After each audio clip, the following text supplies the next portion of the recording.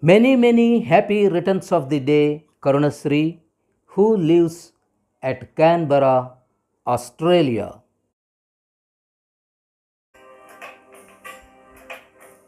ఆహో ఒక మనసుకు నేడే పుట్టిన రోజు. ఆహో తన పల్లవి పాడే చల్లని రోజు. ఇదే ఇదే కుహు స్వరాల కానుక, మరో వసంత గీతిక జనించు రోజు. ఆహో ఒక మనసుకు నేడే పుట్టిన రోజు.